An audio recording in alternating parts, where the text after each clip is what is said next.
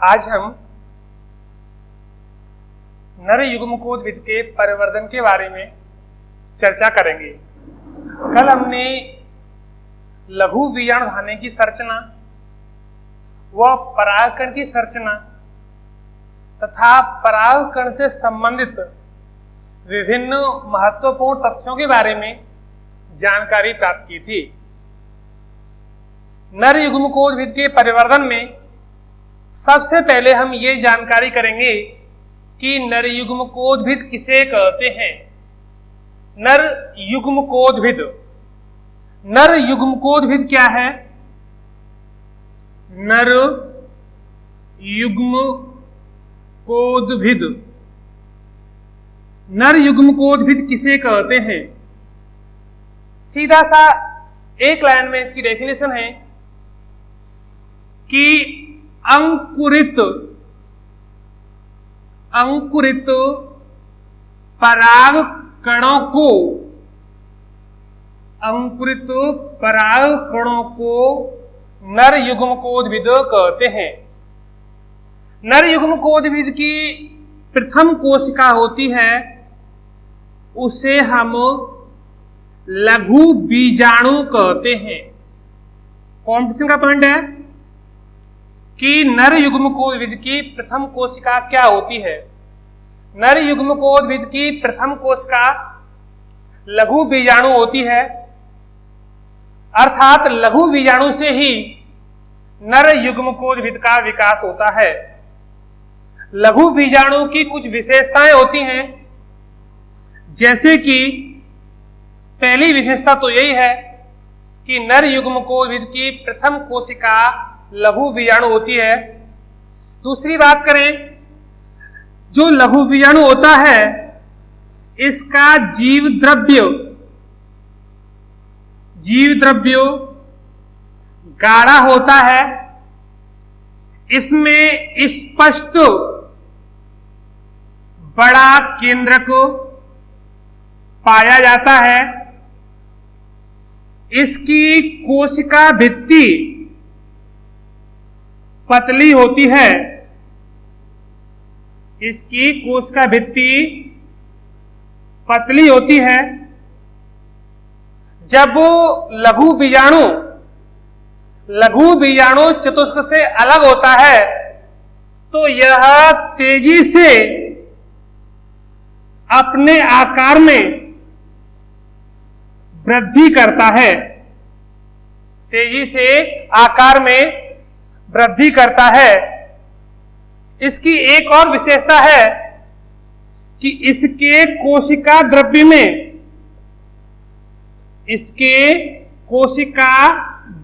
में कई छोटी छोटी रिक्तिकाएं पाई जाती हैं।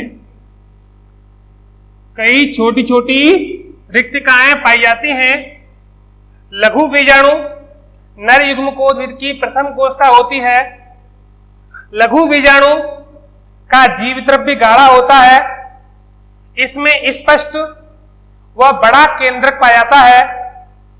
इसकी कोशिका भित्ति पतली होती है तथा जब लघु बीजाणु चतुष्क से लघु बीजाणु अलग होता है तो इसकी कोशिका तेजी से वृद्धि करती है। इसके कोशिका द्रव्य में कई छोटी छोटी रिक्तिकाएं भी पाई जाती हैं। हम यहां चर्चा करें कि नर युग्मकोद्भिद का विकास कब होता है। नर युग्मकोद्भिद के विकास की बातें करें तो अधिकांश पादपों में नर युग्मकोद्भिद का विकास परागण के पश्चात होता है। परागण के पश्चात अधिकांश पादप ऐसे होते हैं जिनमें नर युग्मकोद्भिद का विकास परागण के पश्चात होता है, लेकिन कुछ पादप ऐसे भी हैं जिनमें नर युग्मकोद्भिद का विकास परागण से पहले भी हो जाता है। नर युग्मकोद्भिद का परिवर्धन जो होता है वह 2 चरणों में संपन्न होता है। नर युग्मकोद्भिद का परिवर्धन 2 चरणों में संपन्न होता है। इसके प्रथम चरण में जो लघु बीजाणु है, लघु बीजाणु में समसूत्री विभाजन होने से 2 कोशिकाएं बनती हैं, जिसमें एक कायिक कोशिका बनती है और दूसरी जनन कोशिका बनती है। जनन कोशिका बनती है। नर युग्मकोद्भिद के परिवर्धन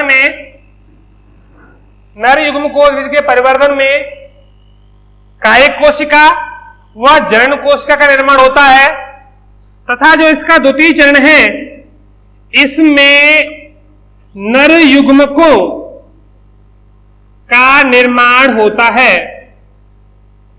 नर युग्मकों का निर्माण होता है। आखिरकार कायिक कोशिका व जनन कोशिका कैसे बनती है? जो हमारा लघु बीजाणु है, जब लघु बीजाणु चतुष्क से अलग हो जाता है तो इसके आकार में वृद्धि होती है।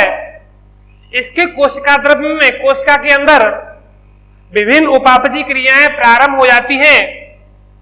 तो इसका जो लघु बीजाणु होता है, इसके केंद्रक में पहले समसूत्री विभाजन होता है। समसूत्री विभाजन होता है और समसूत्री विभाजन होने से 2 असमान आकार के केंद्रक बनते हैं। 2 असमान आकार के केंद्रक बनते हैं, जिसमें एक केंद्रक बड़ा होता है जिसे कायिक केंद्रक कहते हैं तथा दूसरा केंद्रक छोटा होता है जिसे जनन केंद्रक कहते हैं। जब लघु बीजाणु के अंदर केंद्रक में समसूत्री विभाजन होता है तो 2 केंद्रक बनते हैं असमान आकार के, जिसमें एक छोटा केंद्रक बनता है व एक बड़ा केंद्रक। जो छोटा केंद्रक होता है उसे हम जनन केंद्रक कहते हैं तथा जो बड़ा केंद्रक होता है उसे हम कायिक केंद्रक कहते हैं। फिर इसका कोशिका द्रव्य विभाजित होता है और बीच में एक भित्ति बन जाती है और भित्ति बनने से 2 असमान आकार की कोशिकाएं बन जाती हैं, जिसमें जो बड़ी कोशिका होती है उसे हम कायिक कोशिका कहते हैं तथा जो छोटी कोशिका होती है उसे हम जनन कोशिका कहते हैं। बड़ी कोशिका को कायिक कोशिका और छोटी कोशिका को जनन कोशिका। या फिर हम ये भी कह सकते हैं कि लघु बीजाणु में समसूत्री विभाजन होने से 2 असमान आकार की कोशिकाएं बनती हैं, जिसमें एक बड़ी कोशिका होती है उसे हम कायिक कोशिका कहते हैं तथा छोटी कोशिका होती है उसे हम जनन कोशिका कहते हैं। कायिक कोशिका के अंदर बड़े आकार का केंद्रक पाया जाता है। बड़े आकार का केंद्रक होता है जिसे हम कायिक केंद्रक कहते हैं। कायिक केंद्रक कहते हैं। जो हमारा कायिक केंद्रक होता है ये प्रारंभ में गोलाकार होता है। गोलाकार कैसा होता है? गोलाकार होता है, लेकिन बाद में यह अनियमित आकार का हो जाता है। अगली इसकी विशेषता यह है कि जो कायिक कोशिका होती है इसमें कोशिकांग अधिक मात्रा में पाए जाते हैं। इसमें कोशिका द्रव्य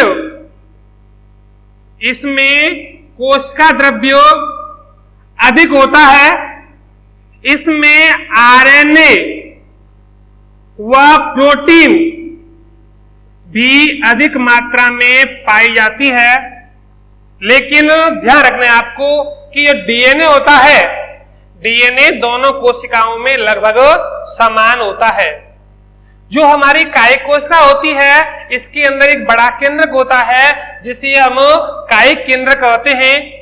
कायिक केंद्रक प्रारंभ में गोलाकार होता है लेकिन बाद में यह अनियमित आकार का हो जाता है। इस कोशिका के अंदर सभी कोशिकांग पाए जाते हैं जो अधिक संख्या में होते हैं, अधिक मात्रा में होते हैं। इसके अंदर कोशिका द्रव्य अधिक मात्रा में होता है।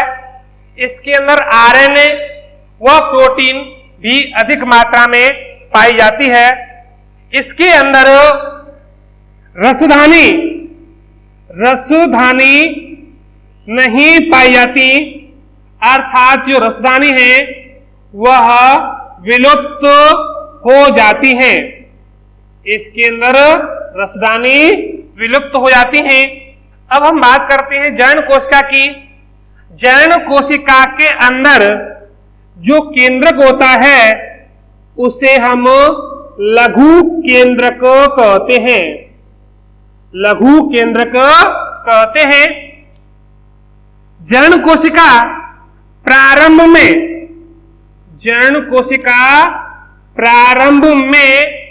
लेंस के आकार की होती है।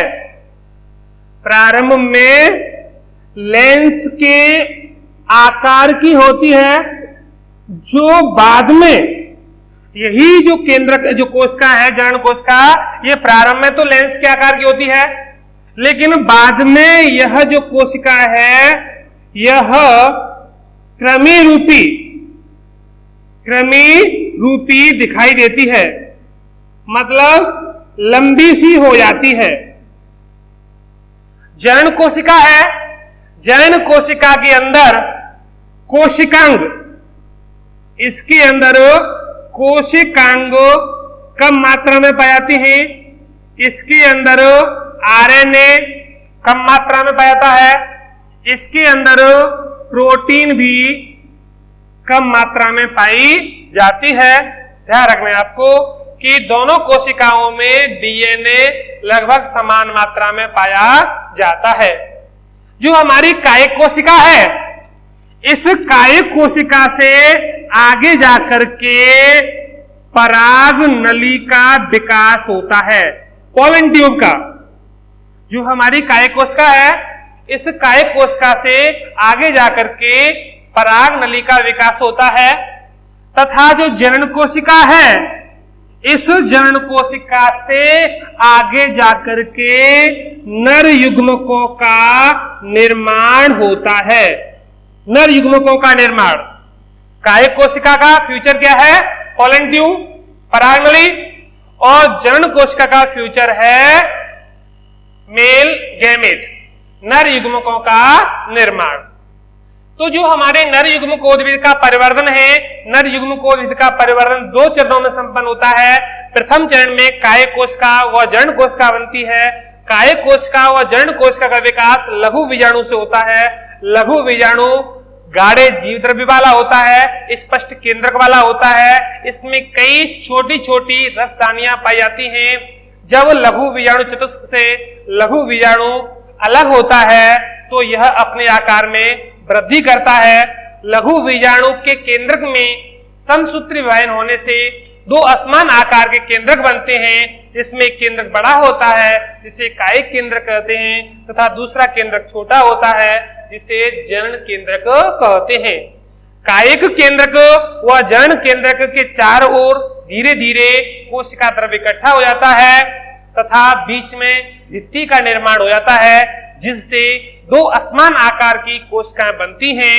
इसमें जो बड़ी कोशिका होती है उसे हम कायिक कोशिका कहते हैं तथा छोटी कोशिका होती है उसे हम जर्ण कोशिका कहते हैं। कायिक कोशिका बड़े आकार की होती है। इसमें कायिक केंद्रक होता है। इसका केंद्रक प्रारंभ में गोलाकार होता है तथा बाद में अनियमित आकार का हो जाता है। इसके अंदर सभी कोशिकांग पाए जाते हैं तथा कोशिकांग अधिक मात्रा में पाए जाते हैं। इसके अंदर कोशिका द्रव्य, आरएनए व प्रोटीन भरपूर मात्रा में पाए जाते हैं। इसके अंदर रसदानी है वो विलुप्त हो जाती हैं। कायिक कोशिका से ही आगे जाकर के पराग नली का विकास होता है तथा जो जनन कोशिका होती है इसमें लघु केंद्रक होता है। इसका आकार प्रारंभ में लेंस के समान होता है, लेकिन बाद में यह क्रमी रूपी हो जाता है। इसके अंदर कोशिकांग, आरएनए व प्रोटीन कम मात्रा में पाए जाते हैं। यदि हम तुलना करें कायिक कोशिका जनन कोशिका की, तो जनन कोशिका में कोशिकांग, आरएनए व प्रोटीन कम मात्रा में पाए जाते हैं। जनन कोशिका से नर युग्मकों का निर्माण होता है। अब हम चर्चा करते हैं, हमारा दूसरा चरण है नर युग्मकों का निर्माण। नर युग्मकों का निर्माण किससे होता है? जनन कोशिका से।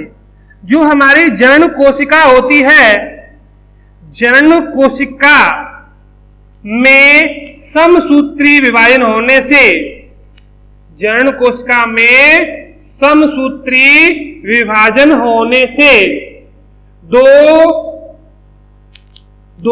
असमान आकार के नहीं, समान आकार के, जनन कोशिका में समसूत्री विभाजन होने से दो समान आकार की अगुणितों, समान आकार की अगुणितों, अचल, अकसाविको एक कोशिकीय संरचनाओं का विकास होता है, जिसे हम नर युग्मकों कहते हैं। नर युग्मकों कहते हैं। नर युग्मक का विकास किससे हुआ है? जनन कोशिका से। जब जनन कोशिका में समसूत्री विभाजन होता है तो दो कोशिकाएं बनती हैं, इन दोनों कोशिकाओं को नर युग्मक कहते हैं। जो हमारे नर युग्मक होते हैं, नर युग्मक की कुछ विशेषता है। नर युग्मक अचल होता है। कैसा होता है? अचल होता है, मतलब इसमें गति करने की संभावनाएं नहीं होती, क्योंकि यह अकसाविक होता है। अकसाविक होता है, इसमें कसाव फ्लैजिला नहीं पाया जाता। यह अगुणित होता है। कैसा होता है? यह अगुणित होता है। जो हमारा नर युग्मक है यह अगुणित होता है। ये हमारे जो नर युग्मक होते हैं एक कोशिकीय होते हैं, एक कोशिकीय होते हैं। इस प्रकार से हमारे नर युग्मकोद्भिद का परिवर्धन हो जाता है। इसके डायग्राम की चर्चा करें तो जैसे कि ये हमारा परागकण है, परागकण, परागकण की ये इसका बाएंचोल है। परागकण के अंदर लघु बीजाणु हैं, ये इसका केंद्रक है, स्पष्ट केंद्रक है, कोशिका द्रव्य है। फिर क्या होगा? इसके लघु, ये जो लघु बीजाणु है इसमें समसूत्री विभाजन होगा, तो दो असमान आकार की कोशिकाएं बन जाएंगी, जिसमें एक कोशिका लेंस के आकार की है, दूसरी कोशिका ये है। जो लेंस के आकार की कोशिका है उसे हम जनन कोशिका कहते हैं, तथा जो बड़े आकार की कोशिका है उसे हम कायिक कोशिका कहते हैं। आगे जाकर के हमारी जो कायिक कोशिका होती है इससे पराग नली का विकास हो जाता है, पराग नली का विकास हो जाता है। ये हमारी पोलन ट्यूब डेवलप हो गई कायिक कोशिका से, और इसमें ये नर युग्मक है, दूसरा नर युग्मक है, ये कायिक कोशिका का केंद्रक है। इस प्रकार से जो अंकुरित परागकण होते हैं उन्हें हम नर युग्मकोद्भिद कहते हैं। हमें एक बात और ध्यान में रखनी है कि नर युग्मकों का निर्माण अधिकांश पादपों में पराग नली के अंदर होता है।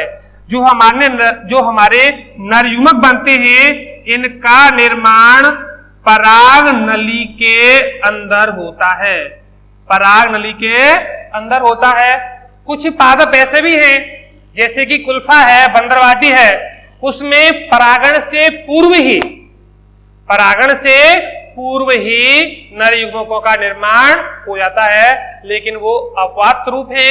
लेकिन अधिकांश जो हमारे एंजियोस्पर्म पादप होते हैं, आवर्तबीजी पादप होते हैं, उनमें नर युग्मकों का निर्माण पराग नली के अंदर होता है, पोलन ट्यूब के अंदर होता है।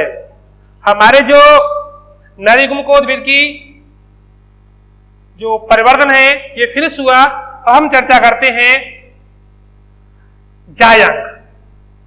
जायांग, पहले देखो हमने जायांग के बारे में चर्चा की थी चैप्टर फर्स्ट के अंदर कि जायांग क्या है। जब हमने आपको पुष्प के बारे में बताया था तो उसी दौरान जायांग की चर्चा की थी। इसको एक बार और देख लेते हैं। जायांग, जायांग के बारे में आपको बताया था कि जायांग क्या है। पुष्प का मादा जननांग भाग, पुष्प का मादा जननांग भाग जायांग कहलाता है। क्योंकि देखिए जो पुष्प होता है, एक प्रारूपिक पुष्प के 4 भाग आपको बताए थे। इसमें 4 चक्र बताए थे, बाह्यदल पुंज, दल पुंज, पुमंग व जायांग। तो जायांग क्या है? पुष्प के मादा जननांग भाग को जायांग कहते हैं। जायांग पुष्प का सबसे मध्य वाला भाग होता है। जायांग के सदस्य को, जायांग का जो सदस्य होता है, तो जायांग के सदस्य को हम क्या कहते हैं? या तो इसको हम स्त्री केसर कह सकते हैं, स्त्री केसर के अलावा इसे हम अंडप भी कह सकते हैं। अंडप, स्त्री केसर या अंडप कहते हैं। जायांग के सदस्य को स्त्री केसर या अंडप कहते हैं। इसे हम गुरु बीजाणुधानी भी कहते हैं। ठीक है ना, गुरु बीजाणु पर्ण। अब हम बात करते हैं कि जायांग कई प्रकार के होते हैं अंडपों की संख्या के आधार पर।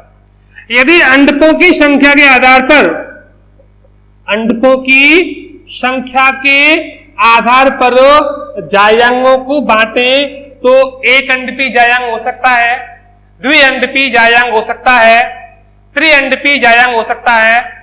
एक अंडपी जैसे कि लेग्युमिनेसी कुल के सदस्य मटर, पाइसन फटाइवम। द्विअंडपी जैसे ब्रेसिकेसी कुल के सदस्य सरसों। त्रिअंडपी जैसे कि लिलिएसी कुल के सदस्य। मतलब हमारे जो जायांग होते हैं अंडपों की संख्या के आधार पर एक अंडपी, द्विअंडपी, त्रिअंडपी, चतुरंडपी, पंचअंडपी, मतलब बहुअंडपी हो सकते हैं। अंडपों के जुड़ाव के आधार पर, अंडपों के जुड़ाव के आधार पर, जुड़ाव के आधार पर हमारे जो जायांग होते हैं ये 2 प्रकार के होते हैं। 2 प्रकार के होते हैं। इसमें पहला प्रकार है हमारा संयुक्तांडपी, संयुक्तांडपी, और दूसरा है उसे हम बोलते हैं वियुक्तांडपी। संयुक्तांडपी और दूसरा वियुक्तांडपी। संयुक्तांडपी किसे कहते हैं? वे बहुअंडपी जायांग जिसमें प्रत्येक जायांग के अंडप के तीनों भाग एक दूसरे से जुड़े रहते हैं, और खासकर जो अंडाशय वाला पार्ट होता है वो जुड़ा हुआ रहता है, उन्हें हम संयुक्तांडपी कहते हैं। जैसे कि ब्रेसिकेसी कुल के सदस्य, जैसे कि मालवेसी कुल के सदस्य, शॉर्डिनेसी कुल के सदस्य, उनमें संयुक्तांडपी जायांग पाया जाता है। वियुक्तांडपी जायांग किसे कहते हैं? वे बहुअंडपी जायांग जिनमें प्रत्येक स्त्री केसर के तीनों भाग अलग अलग होते हैं। वियुक्त मतलब अलग अलग होते हैं, उन्हें हम वियुक्तांडपी जायांग कहते हैं। जैसे कि कमल है, कमल, जैसे कि चंपा है, कमल और चंपा है, इनमें किस प्रकार का जायांग पाता है? इनमें वियुक्तांडपी प्रकार का जायांग पाया जाता है। जायांग किसे कहते हैं? पुष्प के मादा जननांग भाव को जायांग कहते हैं। जायांग के सदस्य को स्त्री केसर या अंडप कहते हैं। अंडपों की संख्या के आधार पर जायांग को एक अंडपी, द्विअंडपी, त्रिअंडपी, चतुरंडपी, पंचअंडपी, बहुअंडपी में बांटा गया है। अंडपों के जुड़ाव के आधार पर जायांग को 2 भागों में बांट दिया है, संयुक्तांडपी व वियुक्तांडपी। संयुक्तांडपी किसे कहते हैं? वे जायांग, वे बहुअंडपी जायांग, वे जायांग जिनके अंडप एक दूसरे से जुड़े हुए रहते हैं उन्हें हम संयुक्त अंड भी कहते हैं, जैसे कि सरसों, गुड़हल। वियुक्त अंडबीजायंग वे बहुअंडबीजायंग जिनमें प्रत्येक स्त्री केसर या अंडक के भाग अलग अलग होते हैं, अंडाशय भी अलग अलग, वर्तिका भी अलग अलग और वर्तिकाग्र भी अलग अलग, उन्हें हम वियुक्त अंडबीजायंग कहते हैं, जैसे कमल व चंपा। अगली हम बात करते हैं जो हमारा अंडक है, स्त्री केसर है। इस स्त्री केसर के 3 भाग होते हैं। स्त्री केसर के कितने भाग होते हैं? 3 भाग होते हैं। इसका पहला भाग है वर्तिकाग्र। वर्तिकाग्र किसे कहते हैं? स्त्री केसर का शीर्ष भाग चौड़ा होता है जो परागण के समय पराग कणों को ग्रहण करने का कार्य करता है, उसे हम वर्तिकाग्र कहते हैं। दूसरा है वर्तिका। स्त्री केसर का वह भाग जो वर्तिकाग्र व अंडाशय के बीच में पाया जाता है, जो पराग नली को रास्ता प्रदान करता है, उसे हम वर्तिका कहते हैं। तीसरा है अंडाशय। अंडाशय स्त्री केसर का आधारी भाग जो पुष्पासन से जुड़ा हुआ रहता है तथा निषेचन के पश्चात फल में विकसित हो जाता है, उसे हम अंडाशय कहते हैं। अंडाशय के अंदर एक संरचना होती है, उस संरचना का नाम है बीजांडासन। बीजांडासन। बीजांडासन किसे कहते हैं? अंडाशय में बीजांड एक ऊतकीय संरचना द्वारा जुड़े हुए रहते हैं। जो हमारा अंडाशय होता है, जैसे कि ये हमारा क्या है? अंडाशय है। इस अंडाशय के अंदर जो बीजांड होता है, इसके अंदर जो बीजांड होता है, यह एक ऊतकीय संरचना के द्वारा अंडाशय की भीतरी भित्ति से जुड़ा हुआ रहता है। इस संरचना को, इस ऊतकीय संरचना को बीजांडासन कहते हैं। जो हमारा बीजांड होता है, यह बीजांड अंडाशय से ही पोषण ग्रहण करता है। यह हमारा जो बीजांड होता है, बीजांड अंडाशय की भित्ति से ही पोषण बीजांडासन द्वारा ग्रहण करता है। अगली हम चर्चा करते हैं, बहुत ही इंपॉर्टेंट पॉइंट है हमारा बीजांड।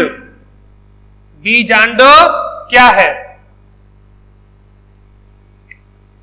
बीजांड। बीजांड किसे कहते हैं? बीजांड क्या है? अंडाशय के अंदर जो हमारा अंडाशय होता है, इस अंडाशय के अंदर अनेक हो सकता है, एक भी हो सकती है, अनेक सूक्ष्म अंडाकार संरचनाएं, अंडाकार संरचनाएं पाई जाती हैं, जो निषेचन के पश्चात, किसके पश्चात? निषेचन के पश्चात, निषेचन के पश्चात बीज में विकसित हो जाती हैं। निषेचन के पश्चात बीज में विकसित हो जाती हैं। इन संरचनाओं को बीजांड कहते हैं। बीजांड किसे कहते हैं? अंडाशय के अंदर अनेक सूक्ष्म अंडाकार संरचनाएं जो निषेचन के पश्चात बीज में विकसित हो जाती हैं, उन्हें बीजांड कहते हैं। बीजांड, बीजांड एक संरचना के द्वारा अंडाशय की भित्ति से पोषण ग्रहण करता है, उसे हम कहते हैं बीजांडासन। एक प्रारूपिक बीजांड की संरचना का हम अध्ययन करते हैं, तो एक प्रारूपिक बीजांड की संरचना के मूल रूप से 6 भाग होते हैं। कितने भाग होते हैं? 6 भाग होते हैं, जिसमें एक है बीजांड अध्यावरण। बीजांड अध्यावरण। इसका दूसरा भाग है बीजांड ग्रंथ। बीजांड ग्रंथ। इसका तीसरा भाग है बीजांड द्वार। बीजांड द्वार। इसका अगला भाग है निभाग। निभाग। पहला भाग है इसका बीजांड अध्यावरण, दूसरा भाग है बीजांड ग्रंथ, तीसरा भाग है बीजांड द्वार, चौथा भाग है निभाग। अगला भाग है भ्रूणकोश। भ्रूणकोश।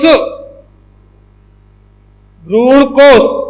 और इसका एक भाग है लास्ट बीजांड काय। जो हमारा एक प्रारूपिक बीजांड होता है, उस प्रारूपिक बीजांड के 6 भाग होते हैं। कौन कौन से? बीजांड अध्यावरण, बीजांड ग्रंथ, बीजांड द्वार, निभाग, भ्रूणकोश और बीजांड काय। अब हम इसकी संरचना बनाते हैं एक प्रारूपिक बीजांड की। तो प्रारूपिक बीजांड की संरचना इस प्रकार से होती है।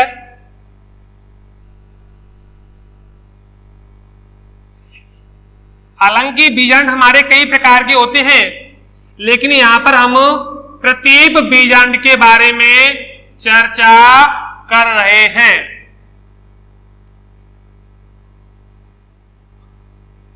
ये हमारा बीजांड का अध्यावरण है। बीजांड का अध्यावरण। बीजांड का अध्यावरण है। और ये जो संरचना है इसको हम कहते हैं भ्रूणकोश। ये संरचना भ्रूणकोश है। भ्रूणकोश जो हमारा होता है यह 7 कोशिकीय व 8 केंद्रकीय संरचना के रूप में पाया जाता है। भ्रूणकोश के चारों ओर जो संरचना होती है उसे हम बीजांड काय कहते हैं। ये बीजांड काय है। और बीजांड एक संरचना द्वारा बीजांडासन से जुड़ा रहता है। इस संरचना को हम बीजांड ग्रंथ कहते हैं। ये जो संरचना है ये है बीजांड ग्रंथ। ये जो संरचना है इसको हम कहते हैं अध्यावरण। अध्यावरण। ये जो संरचना है इसको हम कहते हैं निभाग। निभाग। ये जो संरचना है इसको हम कहते हैं भ्रूणकोश। भ्रूणकोश। इसको हम कहते हैं जो भ्रूणकोश के घेरे हुए संरचना होती है बीजांड काय। बीजांड काय। और यहां पर ये जो छिद्रनुमा संरचना में दिख रही है इसको हम कहते हैं बीजांड द्वार।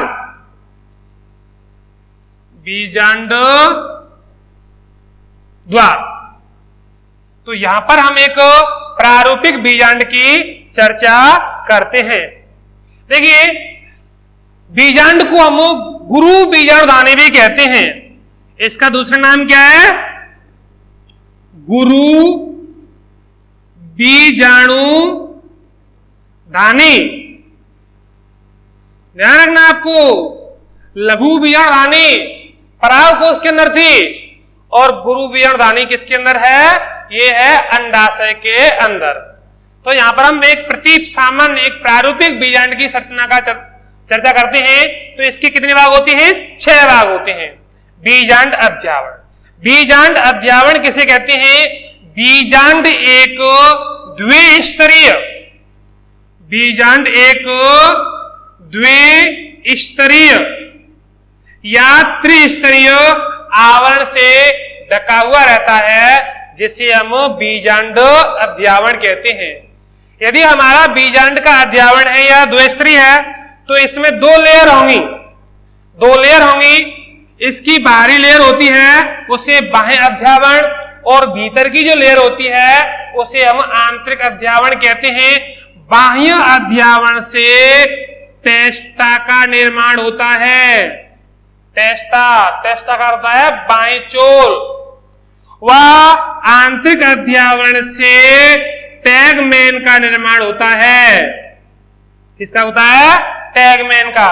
टैगमेन को बोलते हैं हम अंतःचोल। बाएं चोल और अंतःचोल। बाएं चोल जो बीज होता है ना, बीज के चारों ओर जो आवरण होता है, गपला बोलते हैं इसको, छिलका बोलते हैं, बाएं चोल, और भीतर का होता है उसे हम अंतःचोल कहते हैं। कुछ पादप ऐसे भी होते हैं जिनमें बीजांड के अंदर अध्यावरण नहीं पाया था, उन्हें हम अध्यावरणीय बीजांड कहते हैं। अध्यावरणीय बीजांड, अध्यावरणीय बीजांड कहते हैं। इनके अंदर बीजांड होता है, उनमें अध्यावरण नहीं होता। जैसे कि चंदन है, चंदन पादप के बीजांड में अध्यावरण नहीं पाया था, इसीलिए उसे हम अध्यावरणीय बीजांड कहते हैं। जिनमें 2 अध्यावरण होते हैं, द्विस्तरीय अध्यावरणीय बीजांड 3 होते हैं। 2 बात आपको और ध्यान रखनी है यहाँ पे, विशेष कॉम्पिटिशन के लिए वेरी इंपॉर्टेंट है। एक शब्द है एरिल। एरिल किसे कहते हैं? जो लीची होती है, लीची में खाने योग्य अध्यावरण का तीसरा जो अध्यावरण होता है, बीजांड का तीसरा अध्यावरण होता है, वह एक मासल होता है। और इस मासल अध्यावरण को ही हम क्या कहते हैं? एरिल कहते हैं। एरिल किसे कहते हैं? लीची का तीसरा अध्यावरण मासल होकर के खाने योग्य हो जाता है, जिसे हम एरिल कहते हैं। एक शब्द और है, वह है कैरुनकल। कैरुनकल, कैरुनकल किसे कहते हैं? कैरुनकल का अर्थ होता है कि जो अरंडी होती है, रिसनिस कम्युनिस, अरंडी होती है, अरंडी का अध्यावरण एक सफेद कोमाकार अतिवृद्धि के रूप में विकसित हो जाता है, जिससे हम कैरुनकल कहते हैं।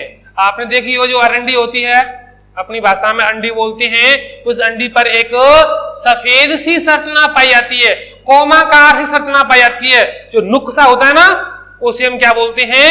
कैरुनकल कहते हैं। अगली हम बात करते हैं बीजांड ग्रंथ की। बीजांड ग्रंथ क्या है? बीजांड एक डंठल नुमा संरचना द्वारा, ये जो संरचना है ना, डंठल नुमा संरचना द्वारा अंडाशय से मतलब बीजांडासन से जुड़ा हुआ रहता है। इस संरचना को हम क्या कहते हैं? बीजांड ग्रंथ कहते हैं। और निषेचन के पश्चात बीजांड ग्रंथ है, ये बीज ग्रंथ में विकसित हो जाता है। अगली हम बात करते हैं बीजांड द्वार। बीजांड द्वार किसे कहते हैं? बीजांड द्वार का अर्थ है कि हमारा जो बीजांड है, बीजांड के आधारी भाग में, बीजांड ग्रंथ के पास एक छिद्रनुमा संरचना पाई जाती है, जहां पर ये जो छिद्रनुमा संरचना है, इस स्थान पर अध्यावरण नहीं पाया था। इस छिद्रनुमा संरचना को बीजांड द्वार कहते हैं।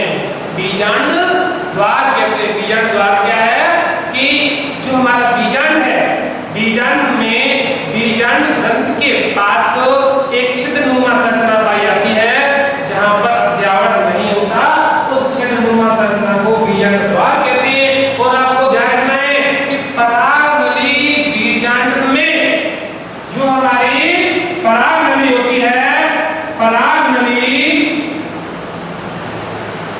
बीजांड में, परागनली बीजांड में सदैव बीजांड द्वार द्वारा ही प्रवेश करती है। आइए बात करते हैं निभाग। निभाग क्या है? बीजांड का आधारी भाग। जो हमारा बीजांड है ना, बीजांड का आधारी भाग, बीजांड का आधारी भाग निभाग कहलाता है। आप ये मत समझना कि ये तो सब ऊपर है, क्योंकि यहाँ पर हम प्रतीक बीजांड की संरचना का अध्ययन कर रहे हैं। प्रतीक मतलब उल्टा, है ना? तो निभाग किसे कहते हैं? बीजांड के आधारी भाग को निभाग कहते हैं। अगला आ गया भ्रूणकोश। भ्रूणकोश किसे कहते हैं?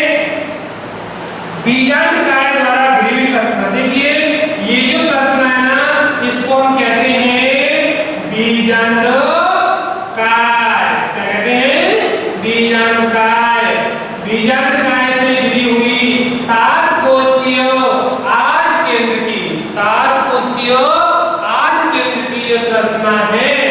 इस संरचना को हम भ्रूण कोश कहते हैं। अगर तुम्हारा बीजांडकाय भ्रूण कोश को घेरे हुए ऊतक जो पाए जाते हैं उन ऊतकों को बीजांडकाय कहते हैं। क्या कहते हैं? बीजांडकाय कहते हैं, बीजांडकाय कहते हैं। इस प्रकार से हमारे बीजांड की जो प्रतिबीजांड है इसकी संरचना इस प्रकार से होती है।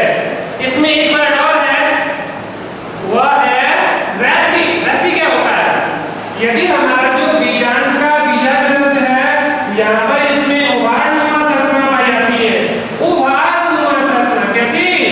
उभारनुमा संरचना पाई जाती है तो उस उभारनुमा संरचना को हम रेफी कहते हैं। रेफी।